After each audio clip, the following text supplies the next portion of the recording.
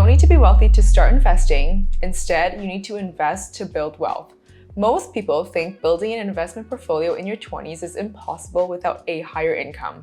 But I'm here to show you exactly how I managed to build a multi-six-figure portfolio step by step at 26 years old. I started investing when I was 19, and I'm not a trust fund kid. I used to work 3 regular jobs at one point in my early 20s. So what I can share with you is the reality behind the scenes of what a retail investor actually does to grow an investment portfolio consistently over time. In this video, I'm revealing my entire TFSA investment portfolio, including every stock and ETF I hold in that account and the reason behind each investment. I have fully maximized the contribution limit of my TFSA, so this year, a new investing goal that I have is to build my RRSP, my Registered Retirement Savings Plan. You will also learn about what I'm looking to buy this year using my RRSP and even my plan for cryptocurrencies. This is a full breakdown of what I invest in, why I invest in it, and how I'm putting my money to work. If you're also passionate about building wealth, hit that like button and let's get into it. Let's start with my TFSA. My main TFSA account is connected to my Blossom profile, so you guys can literally follow me on Blossom and see every stock that I'm holding in my TFSA. My TFSA has been my main investing account for years because all the capital gains in this account is completely tax-free. At the top of all of my holdings, I hold a significant portion in cash. So many people have DM'd me, messaged me, and left comments on my videos about this ETF. This is a high-interest savings ETF. This ETF invests in a variety of high-interest savings accounts and pays dividends to their shareholders monthly. It's exactly like a high-interest savings account where you deposit money into an account and it pays you interest every month. Except in this ETF, the way I deposit money is by buying the ETF, and instead of it paying me interest like a regular interest savings account, it pays me dividends. Basically, this is how I make sure that the unused cash in my TFSA can also generate interest, just like the cash sitting in my other high-interest savings account. Another pro is that since I'm putting this money in my TFSA, the dividends I earn is tax-free. A regular high-interest savings account that pays you dividends is taxed at your normal income rate. Normally, the unused cash in our TFSA does not generate anything for us. Instead of transferring the cash out of my TFSA, I still want to use my contribution room, so I invested it in cash, which is my way of letting the cash generate money without paying any taxes. Cash is always stabilized at $50 per share, so I can sell it anytime I want when the stock market is open. And I sell it when I want to reallocate that money into other stocks or ETFs. So this cash ETF is my personal strategy to stay earning money in my TFSA while still staying highly liquid, giving me flexibility for future investments without losing potential returns. Next up on my portfolio is VFV, my favorite ETF that tracks the S&P 500. I believe in long-term growth in the US market, and VFV lets me invest in the top 500 companies without worrying about currency exchange fees since it trades in Canadian dollars. If you're Canadian and you're investing in your TFSA, you should prioritize VFV before considering other S&P 500 ETFs that are trading in USD, such as VOO and SPY, because of the conversion fees. From switching your Canadian dollars to US dollars, it costs money. It'll also cost money to switch that USD back to Canadian dollars when you sell the ETFs that are traded in USD. Then I have positions in TD Bank and Enbridge. These are 2 solid Canadian dividend aristocrats. These companies provide consistent dividend income for me in the past 5 years.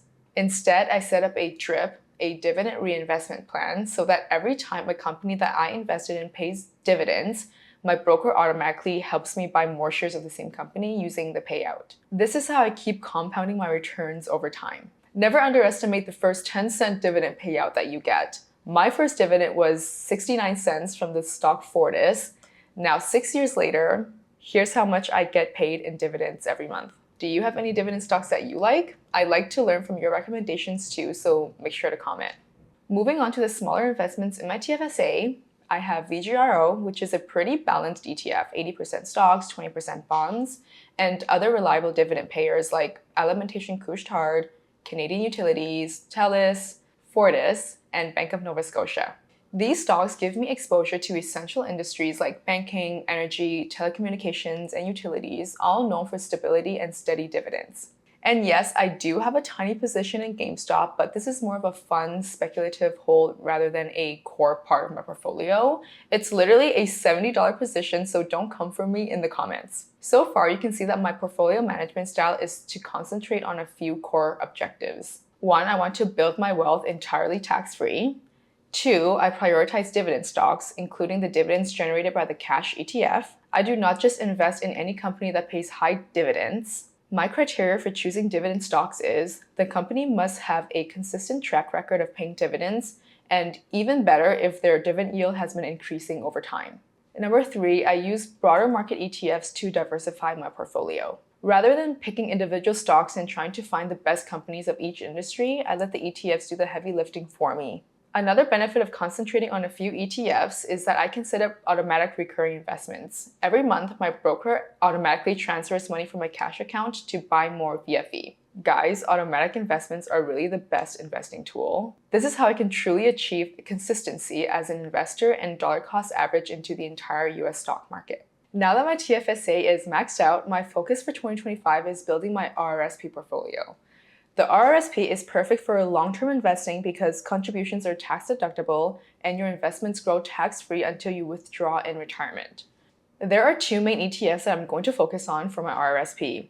One of my top priorities this year is investing in VOO, the US-listed ETF that also tracks the S&P 500. You might be wondering why I'm choosing VOO when I already hold VFV in my TFSA. Here's why. When you hold US stocks in a TFSA, you pay a 15% withholding tax on dividends. This tax only applies when you are receiving dividends, which is automatically deducted before you receive your dividend payment. When I'm using my TFSA, the dividends from my VFV investment also get a 15% cut due to the withholding tax, but I actually do not need to take any actions. And I'd always choose VFV first because I can buy VFV shares with Canadian dollars without the cost of currency exchange. But thanks to a tax treaty between Canada and the US, if you hold VFV through an RRSP, you don't have to consider the withholding tax. I've made a detailed video explaining this concept and why VOO becomes the better ETF to hold when you're using an RRSP. If you want to learn how to make use of the benefits of both TFSA and RRSP accounts, comment the word RRSP and I'll send you a link to the detailed tutorial. The second ETF I'm focusing on for my RRSP is AIQ, an ETF that gives me exposure to the rapidly growing artificial intelligence sector. AI is transforming industries like tech, finance, healthcare, and more. By investing in AIQ, I don't have to pick individual AI stocks. I get a diversified portfolio of companies leading the AI revolution. Besides my stock market portfolio, I also wanted to address my personal take for cryptocurrencies. A lot of you have asked about my crypto strategy. So if you didn't know, last year I sold all of my Bitcoin when it hit $100,000. I took my profits, and here's my plan now if I want crypto exposure in 2025. Instead of buying and holding cryptocurrencies directly, I'm looking at FEQT, an ETF by Fidelity that provides exposure to blockchain and crypto-related companies. I prefer this approach because of the tax benefits. First of all, there's no tax advantage at all when holding cryptocurrencies directly in Canada. But with an ETF like FEQT, you can hold it in an RRSP or TFSA, meaning your gains are sheltered from taxes. FEQT doesn't just hold Bitcoin or Ethereum, it invests in companies building the infrastructure behind blockchain technology like Coinbase, Nvidia, and other fintech leaders. So it aligns with my other investing goal, diversification. Crypto markets can be extremely volatile. Holding an ETF helps spread the risk across multiple companies, making it a safer play for long-term growth.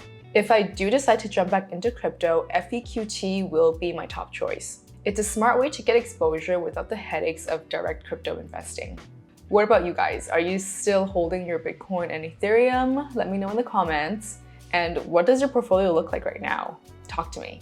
I hope that my portfolio reveal has been helpful to you. And remember, please don't wait to start investing. You can always take action by setting up your tax-free savings account. And if you haven't already downloaded Blossom, come and join us on this free social media platform built for investors.